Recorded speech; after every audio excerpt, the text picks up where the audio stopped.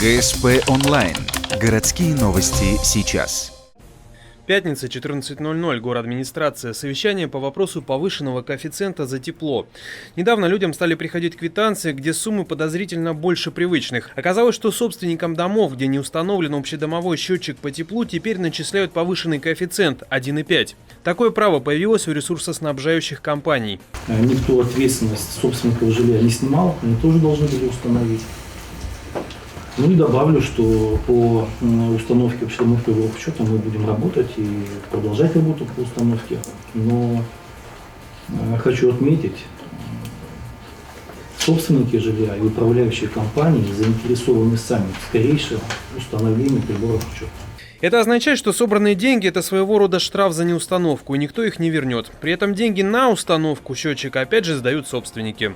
На совещании прозвучало, что согласно 261 ФЗ ресурсоснабжающие компании должны были устанавливать такие счетчики сами. Теперь ответственность за отсутствие счетчика возлагается на собственников ИУК.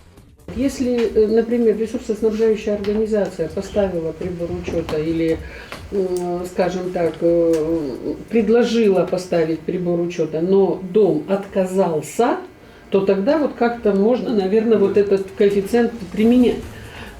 А если этих телодвижений со стороны ресурсников, согласно того, как их обязал закон 261 сделать, не было, то тогда, получается, оснований применять этот коэффициент нету.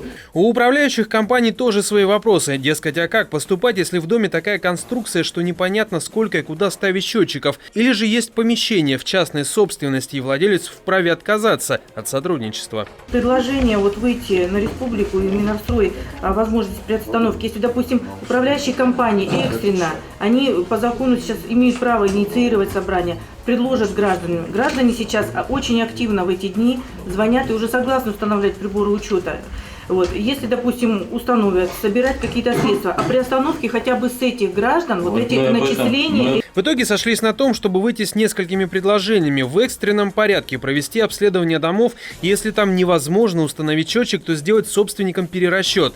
И еще одно. У нас вообще единственным вариантом реализации указанной нормы все-таки закона по установке ДПУ остается выполнение требований в соответствии с частью 12 статьи 13 закона 261 ФЗ ресурсоснабжающей организации, которой в том числе установлен и алгоритм расчета собственником помещений, без решения общего собрания собственников. Устанавливается это и применять эти пятилетние сроки рассрочки, проценты и кредиты. Подчеркнув, предложение звучит устанавливать счетчик без решения общего собрания собственников. Но платить все ж таки будут они в виде кредитования, рассрочек и т.д. Насколько это хороший метод? Вопрос.